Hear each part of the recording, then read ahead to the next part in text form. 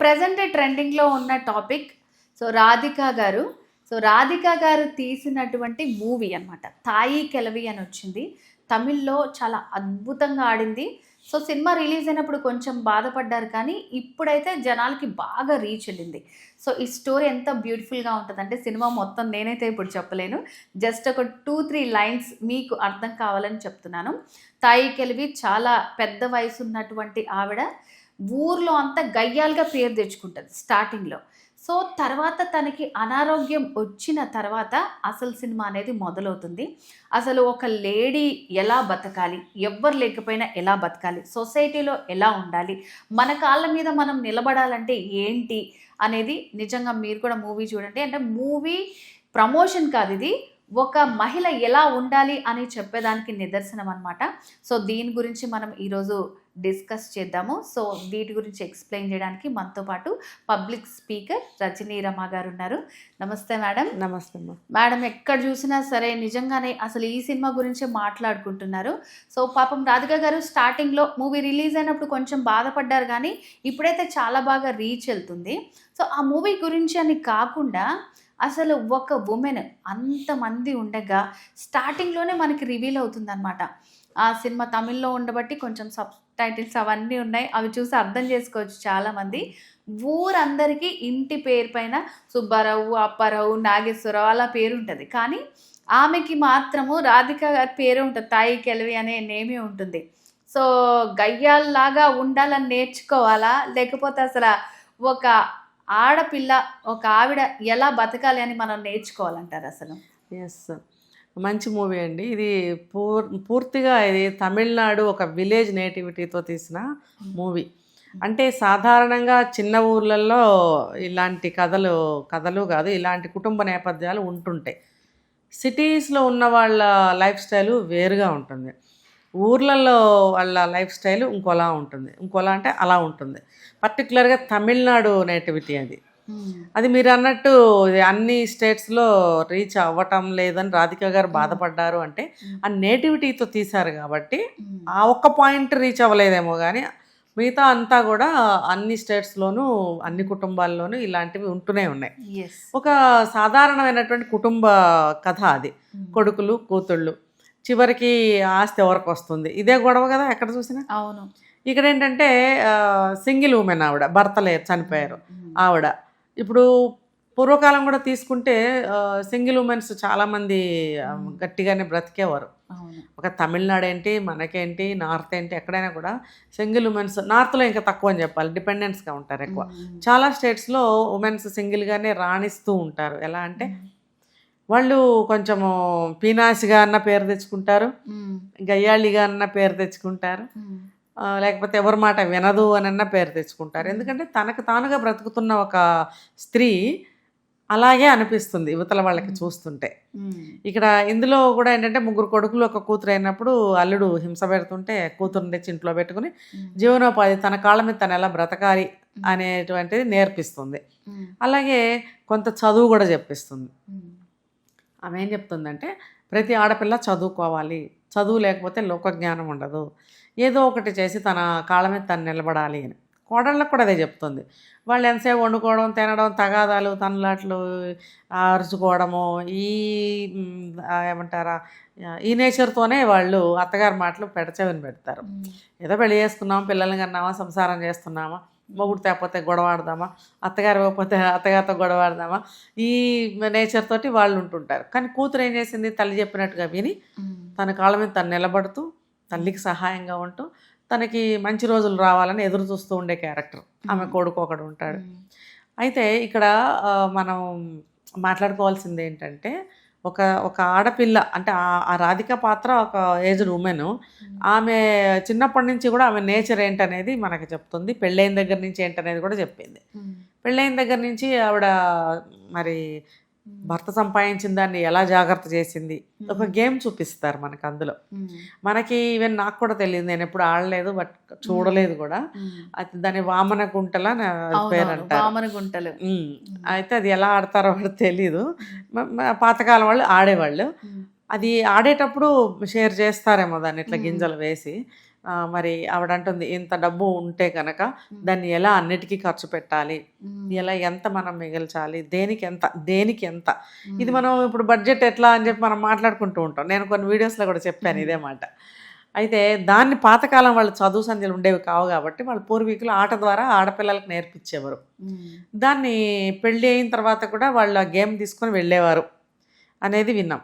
So ఆ game ఎప్పుడు ఆడుతూ ఉంటే కనుక బ్రెయిన్ షార్ప్ అవుతూ ఉంటుంది. ఎట్లా డిస్ట్రిబ్యూట్ చేయాలి, దీనికెంత డిస్ట్రిబ్యూట్ చేయాలి, తర్వాత ఎంత మిగిలేటట్టుగా మనం డిస్ట్రిబ్యూట్ చేయాలి, మరి ఆ మిగిలిన డబ్బుని మళ్ళీ ఎలా మనం ఇన్వెస్ట్మెంట్ చేయాలి, ఎలా జాగ్రత్త చేయాలి అనే ఆటని నేను ఆడుతూ నా జీవితానికి అన్వయించుకుంటూ నేను దాచిపెట్టాను డబ్బు. సో మేడం, అంటే దీన్ని బట్టి చూస్తే ఏమర్థం అవుతుందంటే, ఒక ఉమెన్ పిల్లర్ ఎవరైతే ఉంటారో వాళ్ళు స్ట్రాంగ్గా ఉంటే ఫ్యామిలీ అంతా కరెక్ట్గా వెళ్తుంది అని అనిపిస్తుంది. సో ఆమె అందులో కూడా ఆడపిల్లలు ఎలా బతకాలి అనేదే చెప్పింది. కొడుకులందరికి కూడా చాలా గట్టి స్ట్రాంగ్గా వార్నింగ్ ఇస్తూ ఆడవాళ్ళు దేనికి భయపడద్దు అన్నట్టే ఉంది. సో దాని నుంచి అసలు మనం ఏం నేర్చుకోవచ్చు? అవును, కరెక్టే. ఇప్పుడు చూస్తే కనుక అనాది నుంచి చూస్తే కూడా ఆడవాళ్ళు ఆ కాలంలో పడ్డ బాధలు ఆ కాలంలో పడ్డారు, ఇప్పుడు పడే బాధలు ఇంకో రకంగా ఉంటున్నాయి. ఇప్పుడు ఏంటంటే తన మీద తనకు నమ్మకం లేకపోవడం, ఎవరిని పడితే వాళ్ళని నమ్మేసేయడం, తర్వాత తన లైఫ్ని వాళ్ళ చేతిలో పెట్టడము, గుడ్డిగా ఆ దారిలో వెళ్ళిపోవడము, అంటే లైఫ్ మీద ఒక గోల్ లేకపోవడము, అంటే అందరూ రాకపోవచ్చు ఇందులో కొంతమంది, వాళ్ళ లైఫ్కి ఒక గోల్ లేకపోవటము, ఒకవేళ గోల్ ఉన్నా సరే ఆ గోల్ని మధ్యలో మర్చిపోయి పక్కదారికి వెళ్ళిపోవడము, తర్వాత ఒక మ్యారీడ్ ఉమెన్ వచ్చేసి తన లైఫ్లో ఎటువంటి నిర్ణయాలు తీసుకోవాలి, అసలు తను లైఫ్లో ఎట్లా నడుచుకోవాలి, ఇవన్నీ కూడా ఎలా ఉండాలి అనేది ఆవిడ అందులో చెప్పారు. మనం చెప్పుకోవాలంటే కూడా ఒక ఆత్మస్థైర్యంతో మనం ముందుకు నడవాలి అనేది ఆవిడ చెప్పారు. ఇప్పుడు ఎంతసేపటికి తల్లిదండ్రులు సంపాదించిన ఆస్తి మీదే కన్ను, కొడుకులకైనా కోడళ్ళకైనా కూతుళ్ళకైనా. ఇప్పుడు వాళ్ళు కదా సంపాదించుకున్నారు, ఎలా నువ్వు సిగ్గు లేకుండా అడుగుతావు కదా? ఇప్పుడు నువ్వు సంపాదించుకున్నావు 1,00,000 రూపాయలు, అది నాకు ఇచ్చేయని అడిగితే అది ఎంతవరకు కరెక్ట్? అది ఏం కరెక్ట్? అసలు ఎంతవరకు కాదు, అసలు కరెక్ట్ కానే కాదు. అలాగే తల్లిదండ్రులు సంపాదించిన ఆస్తిపాస్తులు ఏవైనా సరే అడిగే హక్కు ఎవరికి లేదు. మీరు సంపాదించుకున్న డబ్బుని నేను అడగటం అనేది అది కరెక్ట్ కానే కాదు కదా. అది మీది, మీకు ఇష్టమైతే ఇస్తారు, ఎంత ఇస్తే అంత ఇస్తారు కదా. అలా ఇష్టమై ఎంత ఇస్తే అంత ఇచ్చినప్పుడు తీసుకోవాలి, అప్పుడు కూడా తీసుకోకూడదు. అది మీది నేను తీసుకోవడం ఏంటి, నాది నేను సంపాదించుకోగలను అని అనగలగాలి. అది ఇప్పుడు సంతానం మధ్యలో ఉండటం లేదు. ఇవాళ కాదు, ఈ సమస్య ఎప్పటి నుంచో ఉంది, అనాదిగా ఉండనే ఉంది. అయితే వాళ్ళతో పాటు వీళ్ళు కూడా డెవలప్ చేస్తూ ఉండుండేవారు ఆ కాలంలో. ఇప్పుడు అట్లా కాదు, ఎంతసేపు తల్లిదండ్రులు సంపాదించి పెడితే వీళ్ళు లాక్కోవడం, అది కరెక్ట్ కాదు. మరి ఇప్పుడు కోడళ్ళు ఉన్నారు, కోడళ్ళకి అసలు ఇంకేముంది, వీళ్ళు కష్టపడి ఒక ఇల్లే కానీ పొలమే కానీ బంగారమే కానీ ఏదైనా వీళ్ళు కూడబెట్టి ఉంచినప్పుడు అది మాకు ఇస్తావా చస్తావా అనే అత్తగారి మీద మామగారి మీద యుద్ధం చేయటం అనేది అది అసలు క్షమించలేని తప్పు. యా, ఇప్పుడు అందుకే అలాంటివన్నీ దృష్టిలో పెట్టుకునే పేరెంట్స్ని చూసుకుంటున్నారా, అత్తమామలు చూసుకుంటున్నారా, ఎవరిని చూసుకుంటున్నారా, దాన్ని బట్టి చట్టాలు కూడా చేంజ్ అయిపోయాయి. సో మేడం, అంటే ఇప్పుడు ఇది మూవీ పరంగా వచ్చింది కాబట్టి ఇదంతా కూడా మన ఇండస్ట్రీ పైన కూడా కొంతమంది టాక్ అనమాట. లైక్ మనదేంటంటే టాలీవుడ్ అంతా గ్లామర్ ఫీల్డ్కి అయిపోయింది, కమర్షియల్గానే అయిపోయింది.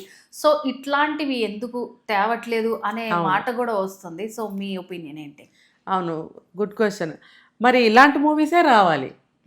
నేను ప్రతి వీడియోలో నేను సినిమా వాళ్ళని ఉద్దేశించి ఒకటి రిక్వెస్ట్ పెడుతూనే ఉన్నా, అయ్యా మీరు సమాజానికి ఉపయోగపడే సినిమాలు ఏం తీస్తున్నారు?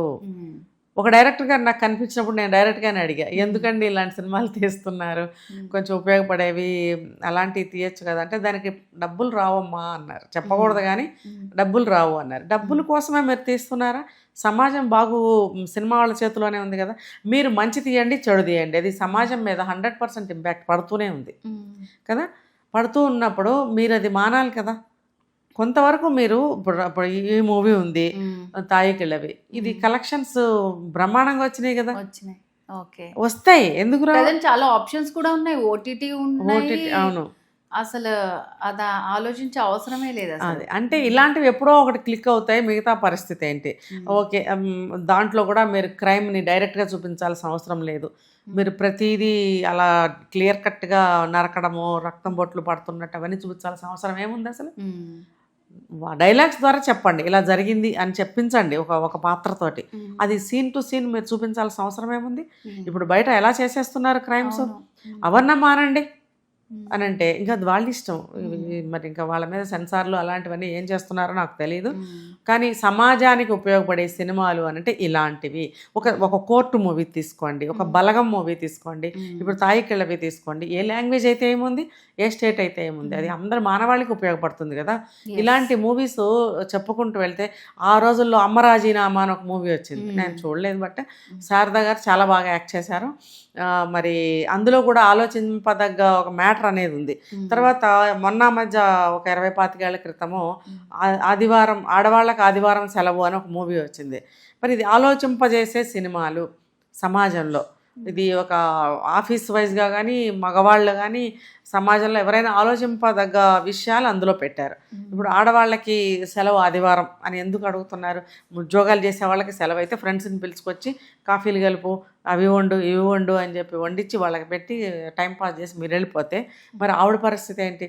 అవన్నీ ఆ మూవీలో చూపించారు, ఆడవాళ్ళకి ఆదివారం సెలవు అనేది. ఇలాంటి పనికొచ్చే మూవీలు మీరు తీయండి, సమాజంలో మార్పు వస్తుంది, ఖచ్చితంగా వస్తుంది.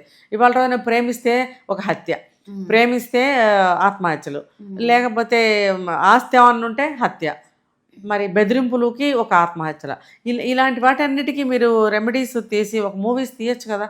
నిజంగానండి సినిమా వాళ్ళని మెచ్చుకోవాల్సిందే. ఏ సమస్యకైనా పరిష్కారం భలే చూపిస్తారు సినిమాల్లో. ఆ ఇంపాక్ట్ అలానే పడుతుంది సమాజం మీద. అలాంటప్పుడు మీరు మంచి మంచి రెమెడీస్ చూపించి సమాజానికి ఒక సినిమా తీసి చూపించండి. సమాజం ఎందుకు బాగుపడదు? మీకు డబ్బులు ఎందుకు రావు? చూడండి, వాళ్ళే కొన్ని సినిమాల్లో చెప్పారు, మనుషులకి డబ్బు సరిపడినంతే ఉండాలి, ఎక్కువ ఉండకూడదు అని సినిమా వాళ్ళు చెప్పింది. మరి అలాంటప్పుడు మీకు కూడా ఎంత కావాలో అంత డబ్బే సంపాదించుకోండి. ఓవర్ డబ్బు సంపాదించడానికే కదా మీరు ఇలా తీస్తున్నారని మీరు ఒప్పుకోకనే ఒప్పుకున్నట్టు కదా. అవును. నిజంగా అది ఎంత సింపుల్ స్టోరీ మేడం. జస్ట్ ఒక క్యారెక్టరే అన్ని ఎలివేట్ చేసేస్తుంది, ఊరిని శాసిస్తుంది, మొత్తం ఒక ఫ్యామిలీని అంతా చక్క పెట్టేస్తుంది. వన్ ఫైన్ డే మనకి ఆరోగ్యం బాగోపోతే ఎవ్వరు చూసుకోరని చాలా క్లారిటీగా వచ్చేస్తుంది. మన వెనకాల ఉన్న డబ్బే మనల్ని నడిపిస్తుందని చెప్తుంది అనమాట. సింపుల్ క్యారెక్టర్ తోటి అట్లా నిజంగానే మీరన్నట్టు మంచి సమాజానికి మెసేజ్ ఇద్దాము అని అనుకునే వాళ్ళకి నిజంగా డబ్బు అవసరం లేదు, మనకి వచ్చేంత వస్తుంది. చాలా కరెక్ట్ సింపుల్. అంటే ఇప్పుడు ఇందులో ఏంటంటే ఒక ఆడది చేయలేంది లేదు, ఒక ఆడది ఏమైనా చేయగలదు. ఇప్పుడు అందులో ఆ పాత్రలో కొడుకులకి అందరు మిడిల్ ఏజ్ కొడుకులు ఉన్నారు, మరి వాళ్ళు ఒకళ్ళ మాట వింటారా? అన్ని మాకే తెలుసు అనే వయసులు వాళ్ళది. వాళ్ళని కూడా అలా నిలబెట్టింది ఆవిడ. మరి బయట నుంచి వచ్చిన 3 కోడళ్ళు అమ్మాయిలు, వాళ్ళను కూడా వాళ్ళకి అర్థమయ్యేటట్టు చెప్పి వాళ్ళని నిలబెట్టింది. కూతురు దిగులు పడకుండా ఆమె జీవితానికి ఒక నిర్ణయం చేసింది, ఇంకొక అతనికి ఇచ్చి పెళ్లి చేసింది. ఆమెకేమి బంగారం పెద్దగా ఇవ్వలేదు, కూతుళ్ళకి ఇవ్వలేదని మనకి నోటితో చెప్పాడు. చూపించేటప్పుడు మాత్రం కూతురు కూడా నగలు వేసుకుంది, అంటే కూతురుకు కూడా కొంచెం ఇచ్చింది అనుకోవాలి. మరి మనవడు కూడా ఈ ముసల్ది అనుకునే మనవడు కూడా చివరికి ఆమె చాలా మంచి వ్యక్తి అని తన ఒపీనియన్ చెప్తాడు. అంటే ఆ అబ్బాయి అభిప్రాయం అలా ఏర్పడింది. ఈ ముసలావిడ యొక్క ప్రవర్తన, ఆవిడ లైఫ్ స్టైల్ అంతా చూసి ఒక రోజుకి ఆ పిల్లాడి మనసు కూడా మారిపోయింది. అలాగే ఇంట్లో కానీ బయట కానీ తనకంటూ ఒక హ్యాపీ ఫండ్ ఉంచుకుంది, చూసారా?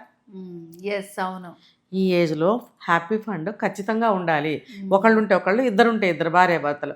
ఇవాళ హ్యాపీ ఫండ్ ఎంతమంది ఉంచుకుంటున్నారు? ఆఫ్టర్ రిటైర్మెంట్ ఇస్తే పిల్లలని పిల్లలకి ఇచ్చేయడం, లేకపోతే కుదవ పెట్టడం, ఆస్తి అంతా దాచిపెట్టేసేయడం.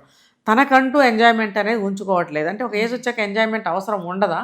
డబ్బు దాచిపెట్టే ఒక బ్యాంకేనా? కాదు, వాళ్ళకు కూడా ఒక హ్యాపీ ఉంటుంది అనేది కూడా చూపించారు ఇందులో. ఆవిడ రంగులు కళ్ళజోడు పెట్టుకోవడము, కూల్ డ్రింక్ తాగడము, మూవీకి వెళ్ళడము, ఐస్ క్రీమ్ తినడము, టీ తాగడము, ఫ్రైడే ఎటు వెళ్తూ ఉంటుంది, హ్యాపీనెస్ ఊరందరికి తెలియదు. తర్వాత చూస్తే హాయిగా వెళ్ళి తిరణాల్లో ఎంజాయ్ చేయటం, దైవ దర్శనం చేసుకో, ఆమెకి నచ్చినట్టు 1 day స్పెండ్ చేస్తా. ఆ ఏజ్ లో కూడా కొంతమంది అంటూ ఉంటారు మేడం, అంటే నీకు ఈ ఏజ్ వచ్చింది కదా, నీకు అవసరమా అని అంటుంటారు. మంచిగా బతికలేరా, ఎందుకలా అంటారు? ఆ ఏజ్ లో కూడా, ఆ ఏజ్ లోనే అవసరం హ్యాపీనెస్ అనేది. బరువు బాధ్యతతో కుంగిపోతారు.